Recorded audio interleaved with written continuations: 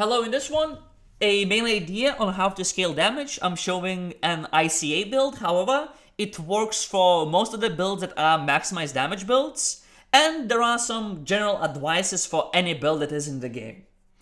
If you're looking for only ICA specific build guide, I'm gonna leave the link in the description. You can check the other video. However, in this one, I also address some of the changes that were made in Season 7 for the ICA build. So let's get into the good stuff. I want to start with Zodiacs. So for my build, I'm going with Darkness. This is how it looks like. Convert mana, some projectile amp, HP absorb on hit. Without this, and using Convert mana, you're just gonna die. So you need some kind of HP absorb on hit. On the second one, I'm using Dance of Life. So damage amp at full HP basically, and then some perfect dodge and projectile damage amp. And I'm keeping 2 points. I'm not using all of them in here because there are no good choices that I want to pick up from there. I don't need attack speed. Movement skill max use count doesn't do much to me.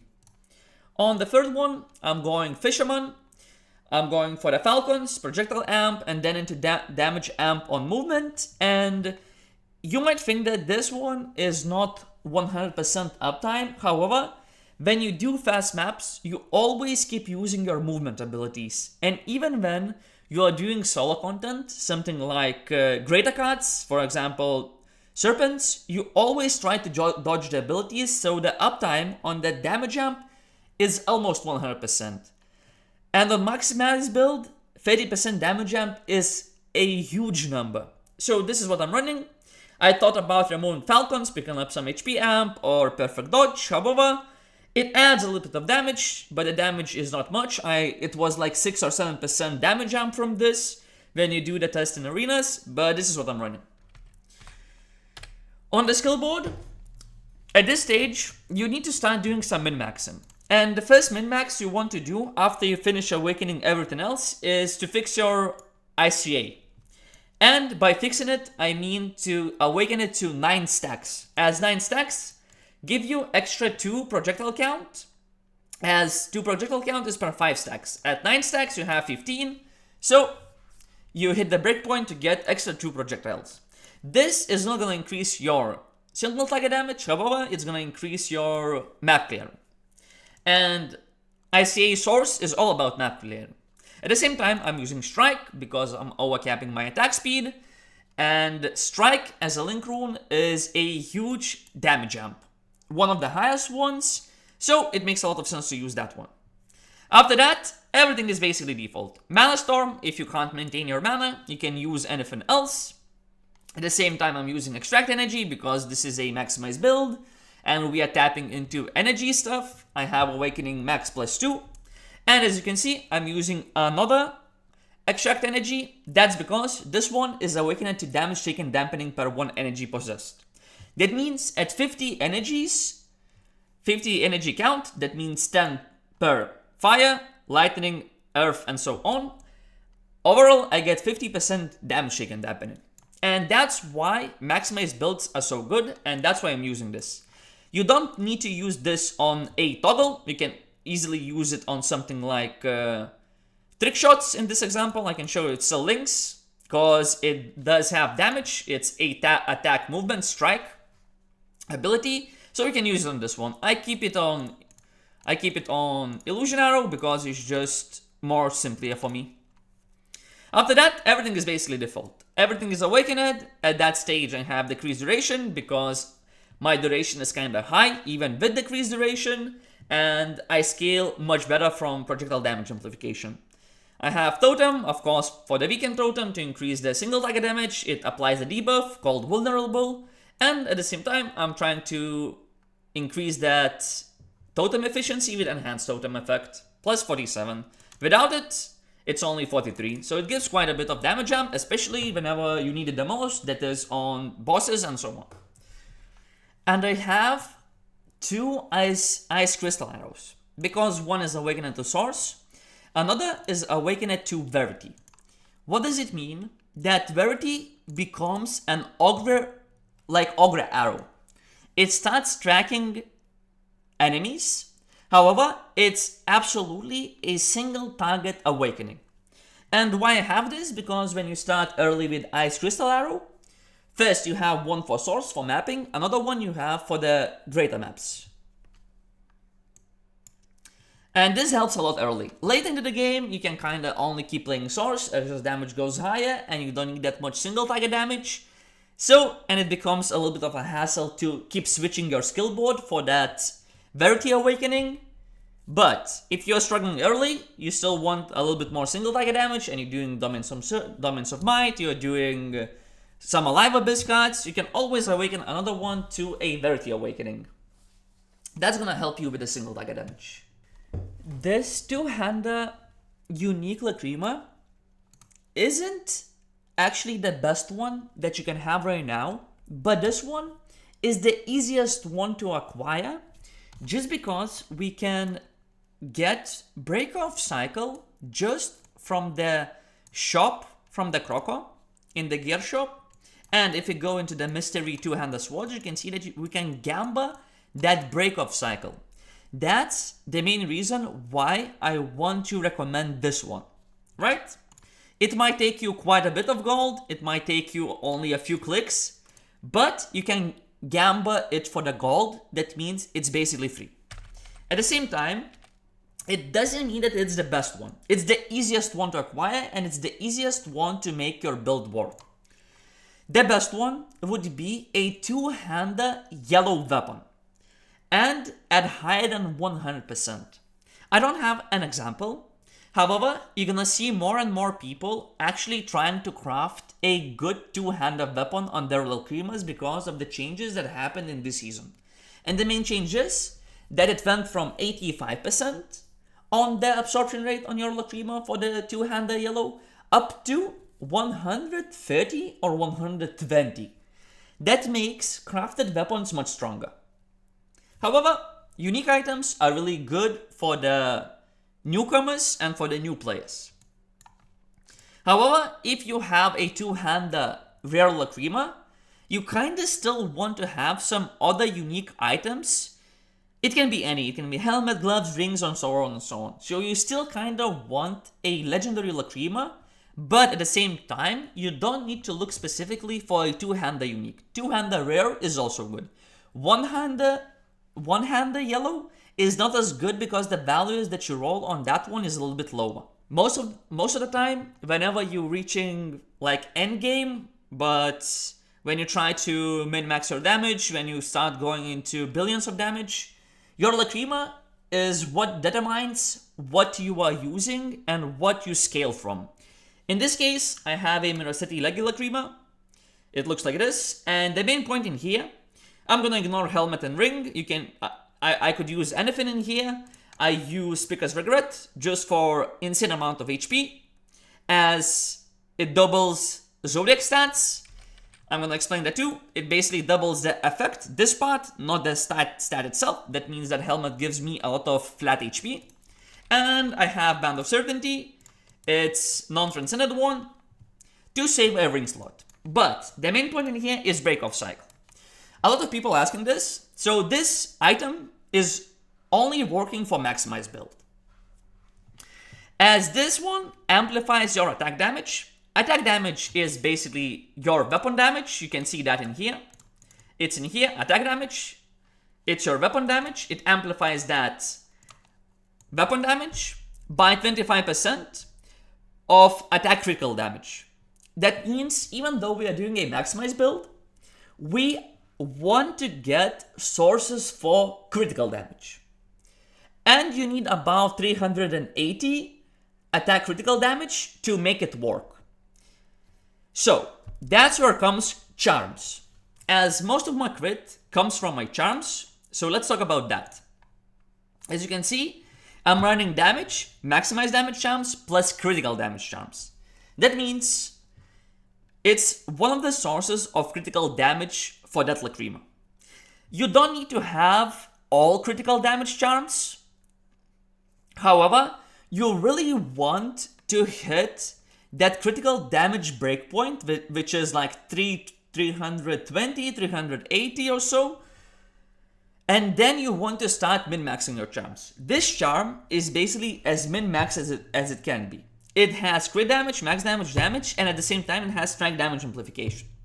And if you're looking ahead, most of my charms actually has strike damage amplification as a legendary prefix roll. And you want to have that. Without strike damage amp charms, you're just not gonna have any kind of good damage. And you can see I have like 4 of those, right? Not all of my charms has the critical damage. This one has, as there is more sources to get it, but about that a little bit later. Right now, let's focus on the charms. So my main point is, this is the perfect charm, and without the strike damage amplification, you can't do much. At the same time, I have my tier 10 Chaos Star, which I crafted some damage, maximize damage, and so on. It's nothing too crazy. I'm running Miracity Blessing, Leva Blessing, and Castor Blessing. As you can see, I have way too much Miracity. I'm supposed to have only 230. However, because my charms are so good, and they need this critical damage, I can't switch it to Castor to hit 290 or to switch to Leo to hit 230. That's one thing. Beside the charms, there is another important thing, which is basically charm upgrade slots. As you can see, I have applied to all of my charms, applied to all slots, I have applied my prefix legendary option plus 82%. And you want to do that as soon as you have 3 or 4 strike damage amp charms, because it increases those values by quite a lot, by 82%. So it's just free amp. At the same time, we lose a charm affixes minus 15%. That means that charms themselves has lower values, but we scale so much better from strike amp, so we don't really mind losing it a little bit. So my main point is, what you want to do in every single season, work on your charm upgrade slots. I'm using the one that's with the legendary prefix, suffix, prefix again, then tier 9 and aboves, blessing effect 15 minus legendary prefix, right? So I reduce potion effect, but my charm affixes are much higher.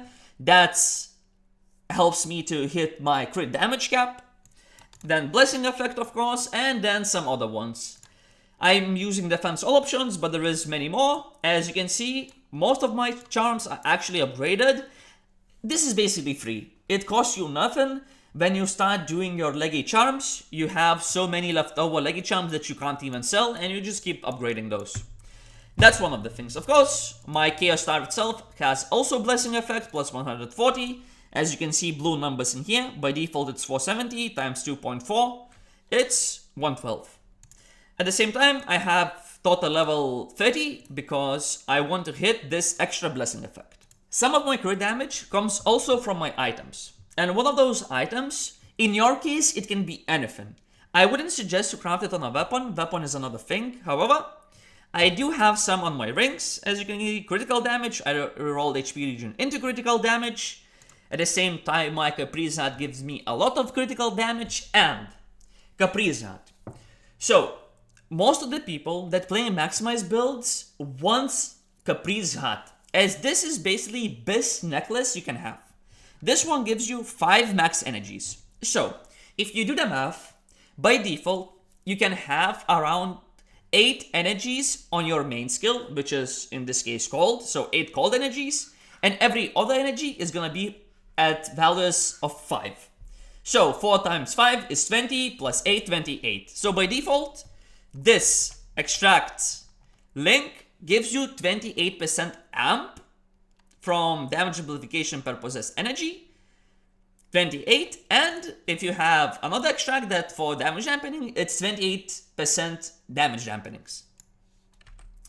However, this necklace has a 5 plus max energy count. That means you straight up max all of your energies.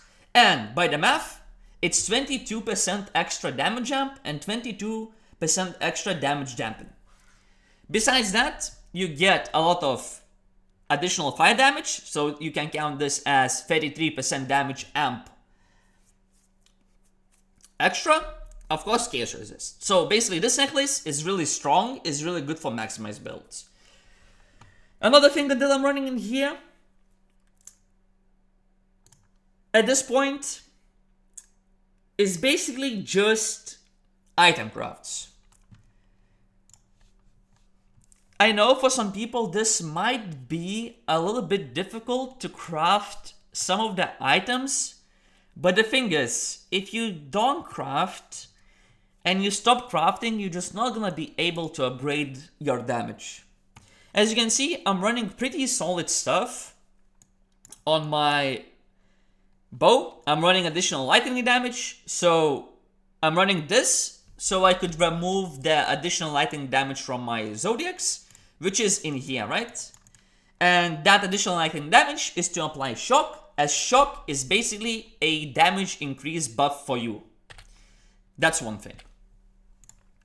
Another thing to point out in here, besides the craft itself, is jewels. Even though I'm supposed to run damage amp jewels right now, I'm still running earth energy effect. And it doesn't matter if you are maximized build or you are critical build, at the season start, you always want to stack earth energy effect. Because earth energy effect is really easy to get because it's only white jewels, they drop everywhere. And if you're looking at the extract energy link, we can see that earth energy on a attack build gives you 20% attack damage per stack. So at 10 stacks, if you can attain 10 stacks, it's gonna be 200%. And as I mentioned previous, attack damage is your weapon damage. And early, if you start stacking your energy effect on your items, you're gonna see it's quite a bit of damage increase. And you never change those jewels unless you start crafting black jewels with a damage amplification. Even right now, I have so many items with earth energies effect because it's just that good. And before getting a black jewel with damage amp, it's just not worth changing. And that would be basically the main point of what I wanted to show on my items. I mean, I don't want to talk much about authorities and so on. I'm gonna keep this for another video, but the main point this late into the game is crafting as much skill rune effect or attack, enhanced skill rune effect, any type of skill rune effect, as this one is gonna increase your enhanced damage. And enhanced damage is one of the forms that we use to scale our damage late into the game, as most of the authority crafts is all about enhanced damage. As you can see, enhance cooldown recovery speed, enhance, enhance, and enhance, and enhance. It's all about enhance, and it fits for every single build because we do not have other choices to scale our damage. Of course, you can see that some of the crafts are actually rerolled into damage amplifications, and that's also true for any other build that is in the game. You can reroll critical damage into damage amplification of your type. At the same time, reflect damage can also be rerolled into damage amplification, but because I'm playing hardcore and I need reflect damage, I can't craft it first. So this is supposed to be my high craft, but I never reached that stage, as it takes quite a bit of time to hit that high craft. But that would be the main idea. Of course, on the gloves, you can't craft any enhanced effect, so you just go for the cold damage. I'm gonna upload some of these videos later a little bit, but right now, this is just a showcase at this point. At least to know what you need to aim for and what you want to have to scale the damage. Rings are not too crazy crafts, as it takes so much resources and the damage increase from those are not that huge early into the game. It's huge late into the game when it's your last craft, but I always leave my rings for the next. So my rings are kind of really mid, and this one I crafted just to fix my critical damage, and it shows. I want to talk also about the enhanced potion effect, because I see a lot of newer players just doesn't want to craft a belt. I don't have a crafted belt on this character. However, I have my belt crafted on another one. And why does it matter so much?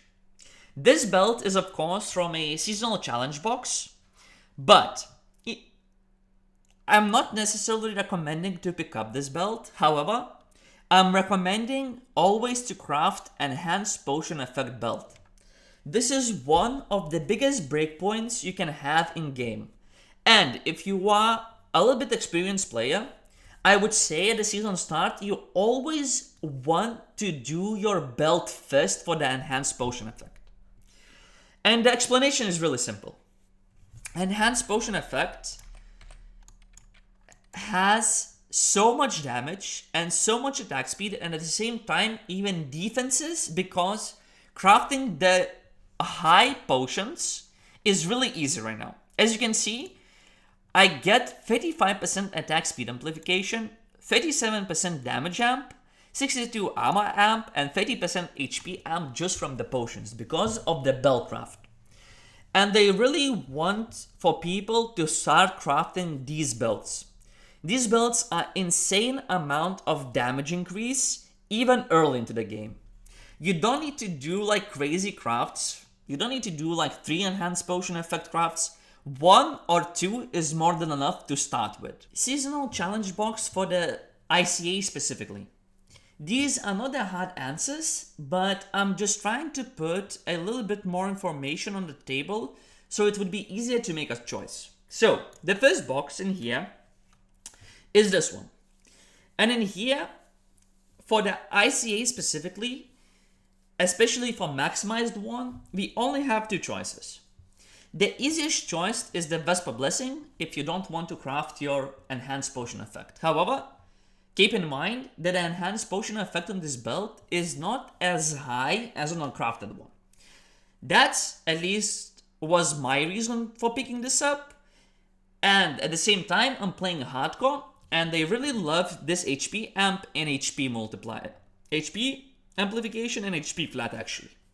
So this was basically my reason for picking this up. If you don't need HP amps and you can craft and you want to craft enhanced potion effect, you don't have to pick this one. There is Akban's Punishment, and this one is only a good choice if you are going to use it in the Lacrima. However, if you are going to use it in the Lacrima, try to roll as much damage amp against lightning status effect as possible. And by that, I mean you want to be 69 or 70. Otherwise, this one in the Lacrima is not too crazy bad. It's probably one of the best one-hander uniques you can have. However, a two-hander one that I talked previously is still gonna be a little bit better. But yeah, this one is not a bad choice for Lacrima. Every single other item is nose. Level's Footsteps is really nice for a critical build, but in this one, I want to keep it simple and only talk about the maximized. In the second box, the answer is actually really easy, as the answer is Level's End. Level's End, if you're gonna keep playing ICA for the whole season, Level's End is one of the best choices you can do, as this one is gonna lock in your quiver slot and it's gonna be the best for the whole game. You can't craft anything close to it. It's quite a big damage amp on the ICA build. At the same time, you can switch to any other bow builds and still keep Level's End. It's just the best quiver for the bow builds that you can have. If for some reason you have Level's End and you still have this box, then you have quite a few choices. You can go Graves Rubber Ring, as this one is gonna give you Sanctum effect, which is basically the blessings that you can get on the maps like Colossus and Range and so on. It gives you quite a bit of stats and it solves your gold issue. Hamal Verdancies are nice, but they work much better on the critical build. Again, Vesper Blessing. I would not pick Vesper Blessing in this one. You can pick it in previously one. Again, same Akban's Punishment. Caster Vision doesn't work. You could try to do something with the Comet Perch, but for most of the people, reaching 500 stats, it's quite a tall order, so yeah. It's basically the best shoulders you can have, especially in the Lacrimas, but otherwise, keep picking Glawazand. It's probably the easiest choice and its most safest one. This would be it for this one. At the same time, I'm not gonna do any more ICA stuff, as my hardcore character is dead and I'm now playing on a Trove Explosive, which is a critical build. So the next one, I'm gonna talk in the same manner about the critical builds and what to do on those to scale the damage. But for now, GG's, have fun. I'm gonna leave some good stuff in the description, check that one, some explanations, more detailed explanations about the energy stuff. But for now, see ya!